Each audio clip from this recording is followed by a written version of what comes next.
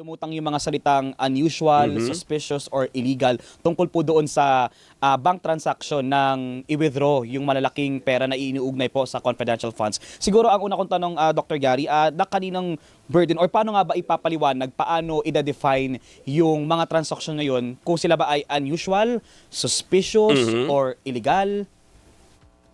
Well, very unusual din talaga yung hearing kahapon, no? Dahil to date, ito ata yung pinakamaikli.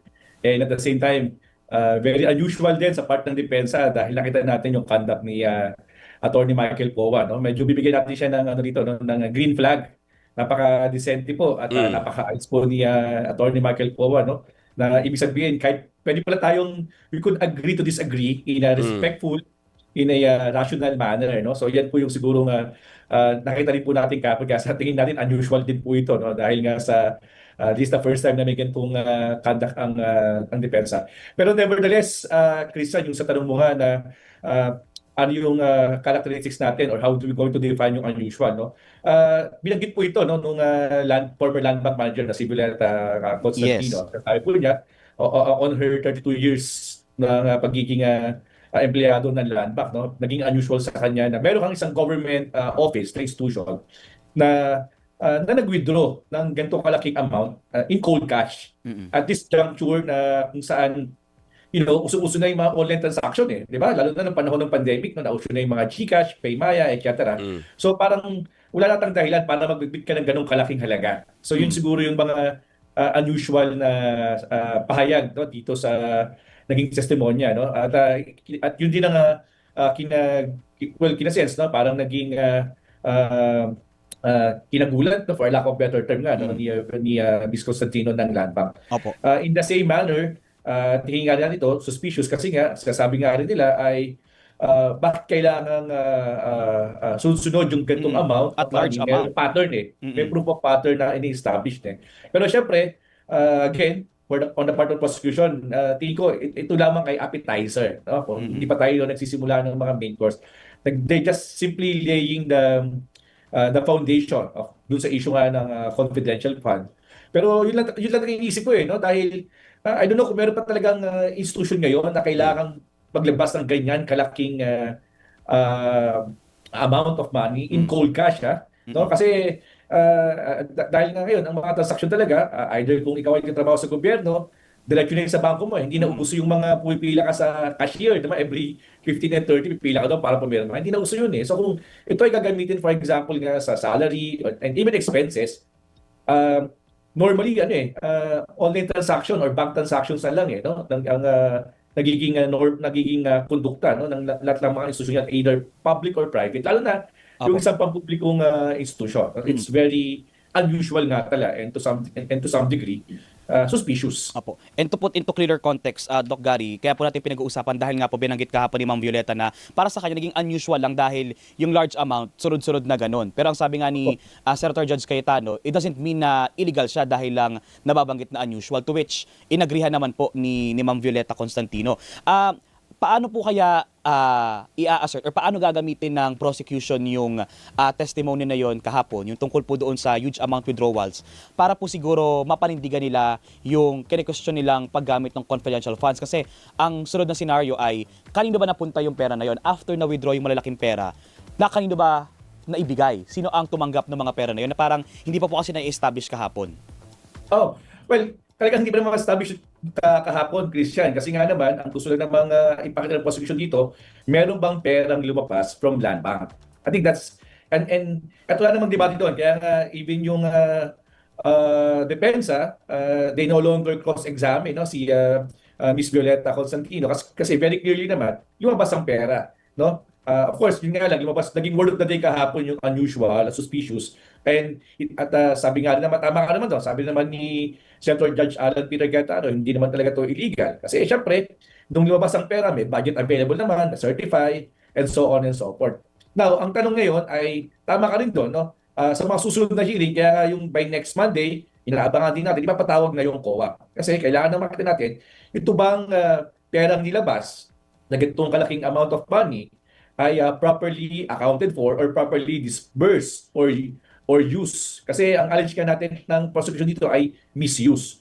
So doon dapat busisiin, doon dapat nang tanungin ng prosecution kung meron silang mga nakitang illegal or for lack of a better term, no, illegal na transaction or may mga napunta bang mga binayad, no, sa mga taong hindi naman talaga totoong nag-e-exist. O kung sakali man ay aliases ito, meron din namang dapat i-observe nga yung COA rules, no, on the usage of confidential funds. So doon pala tayo papunta dito. Pero kaya nga sa akin, very prominent yung tanong ni Senator Ping, Christian, if you will remember, no?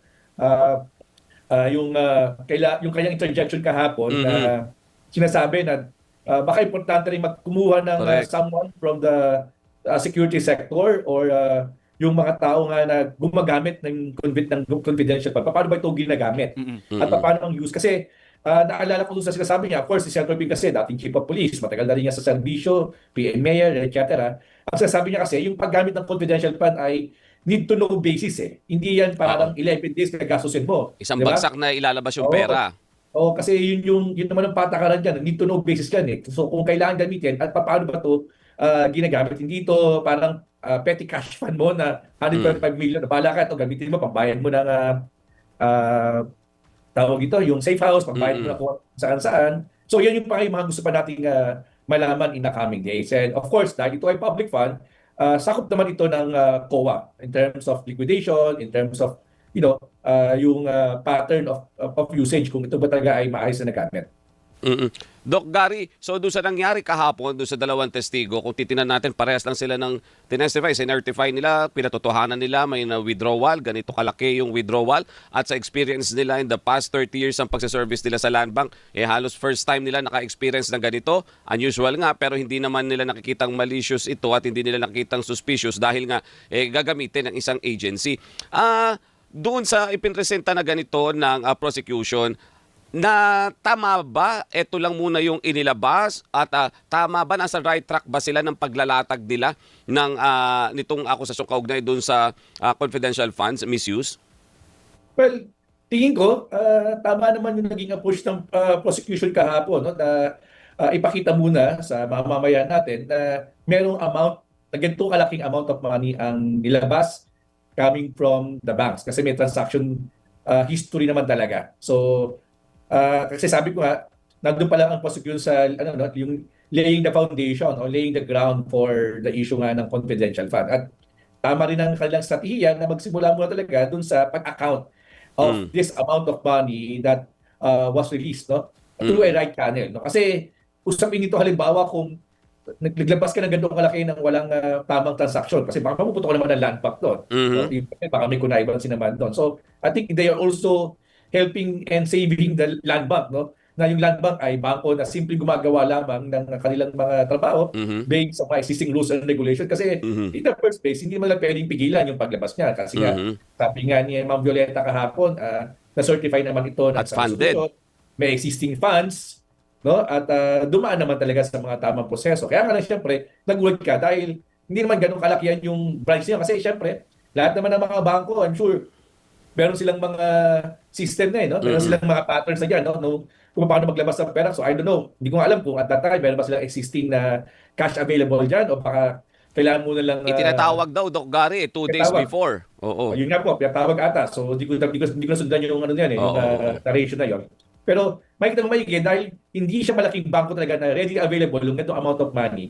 Kailangan itong paghandaan. So I think that is the purpose of the prosecution yesterday to really establish that the money was encashed, was approved, was encashed later on, and was given to the OVP personnel for the purpose of the eventually ito confidential fund. So dalawa yun sa OVP and then doon sa DepEd. DepEd naman, opo. Doc Gary, syempre doon sila nag-stop. Ang susunod naman, state auditor, isang dating state auditor, isang present state auditor, at yung isa taga House of Representatives. Dito sa latag nila na to, ano ang nakikita natin? So, tatawid na ba sila doon sa disbursement na o ibig sabihin paggamit na nung withdraw nila na cash na to? Well, ang COA po kasi, if you will remember, ang trabaho po niya i-check talaga yung mga post-audit, di ba? Yung na-audit na nila. No? Yun lang yun nga yung isa sa mga debate sa COA dahil ang lagi nilang intervention ay yung naggastos na. No, sana nga meron silang mechanism no, bago pa lang maggastos clearly established na yung mga kanilang oversight. No? Pero anyway, it's a different thing. Pero dahil ito ay post-audit na, posibleng ma-identify nila dito, saan dito yung mga naging challenges, saan dito yung posibleng red flags, saan dito yung mga posibleng alleged misuse and abuse of the confidential fund based dun sa report na sinabit nga ng DepEd tsaka ng OVP. No, kasi halimbawa doon, kung lalabas doon yung mga pangalan ng mga chichirya at na Opo. kung sino mga individual na sabi ng PSA ay hindi naman nag-exist. So, baka mas maliwanagan na ang mga mamamayan dito. Kasi importante, kung ito talaga yung patunayan, it's really, no, bahagi ng corruption to, ng malaking malawakang corruption ito, no? At pondo po ng taong bayan itong pinag-uusapan natin. Kaya importante rin, in fairness, to be fair din naman with the defense, ito yung pagkakataon din nila na mapaliwanag sa mga tao na saan ba ito ginagamit, itong perang hiningi din nila sa DBM, o nililis nga ng DBM. No? Baka ito nga yung opportunity rin nila on that particular issue na mapaliwanag sa mga tao. So kaya nga sana maganda rin nga sana kung darating si BP Sara kasi syempre siya yung pinuno ng both institution na to. Siya yung pwede magpatunay, but baka hindi ata abot kasi nasa Europe pa siya. But nevertheless, yung defense team niya will be given an opportunity to clarify sa ano yung magiging report at testimonya ng Commission on Audit tungkol sa naging paggamit at yung mga existing policy, mas maliliwanagan tayo dito at ano yung mga established practices ng COA. So, usapin ng confidential fund. Kasi alam ko, meron ng nilabas dito sometime in 2012 or 2012 or 2015, hindi ko maalala, no? Parang kasi hindi ma-abuse din ang confidential fund na hindi yan simpleng personal kitty or campaign kitty ng mga institusyon. And it was clearly intended to use to gathering of intelligence and at the same time provide risk analysis and security analysis sa mga needed institution. No? Baka nga dito rin ma-establish kung ang DepEd ba talaga ay may value sa kanilang confidential fund. Yes. Ba't kailangan Rightful ba confidential fund? na agency? Diba? Yun din yung yun din yung sigurong pwedeng mapaliwanag dito na nakikita ko dito sa COA, no? Tsaka yung Office of the Vice President, gaano ba kataas ang risk assessment ng OVP. Kaya kailangan nila ang confidential fund na ganito kalaking amount. Compare with the past Vice President, for example, si Leni Robredo ng CPP Leni, wala naman siyang ginamit na confidential fund. I think magiging... So, ito yung mga informasyon na kailangan din natin maliwanagan, Christian and Robert. Magiging challenge din po siguro talaga para sa prosecution to prove na yung existence nitong mga nina Mary Grace Piatos, nina Miggy Mango bilang nakalista sila as witnesses dito sa article na ito about the confidential funds. Kung sakaling dumating nga itong mga tao na ito na binigyan ng mga ganong alias o pangalan, paano po kaya ang siguro dapat na maging discard or how will the prosecution convince not just the senator judges, the defense, but also yung public din na nag-observe na talagang yung kinekosyon na confidential funds ay talaga napunta dito sa mga questionabling tao na ito or kung hindi man sa kanila ay sa kung sino man na responsabling tumanggap ng pera na yon. Well, ito nga yung dapat nating subaybayan kasi naalala ko ni Christian, nilista din ata ng depensa itong mga taong ito, no? Sila Bergis Platos tsaka sila itong mga chichirya na mga pangalan as also part of their witness. So, kung may ilalabas na silang mga tao na ganitong eksaktong pangalan, then so be it. So at least maliliwanagan tayo ngayon. Pero kung wala naman talagang ganitong pangalan at ito ay ginamit lamang at paano ito ginamit? Ito siguro yung mga dapat na nating tingnan. No? Ito ba talaga ay ginamit niya for the purpose of intended purpose nga, for gathering of information and intelligence. At wala pa dito yung araw na ginamit ito, na 11 days, parang 10 days nga lang ata. Yung may ganun pang debate, di ba, nung sa unang hearing sa House nung pinag-usapan ito, dati 30 days na sinabi ata, parang 11 days lang ata siya officially nagamit, So at December pa 'yon, parang December panahon na kung saan nagsasaya ang mga tao, parang wala naman security threat ang December. Diba? So tapos gagamit ka ng ganitong kalaking halaga ng amount. So parang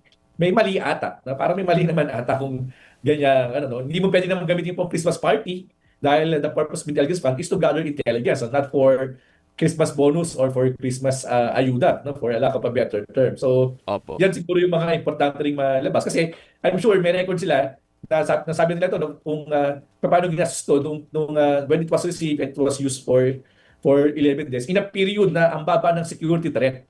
Yun lang siguro. Ako kasi nagtuturo din ako ng public safety. sa Philippine Public Safety College, pinag-uusapan din namin yung mga security risk analysis, yung mga security intelligence, and so on and so forth. So, ano yan, no? Hindi, yung December, ang mga tao dyan masasaya talaga, no? So, parang hindi masyado yan.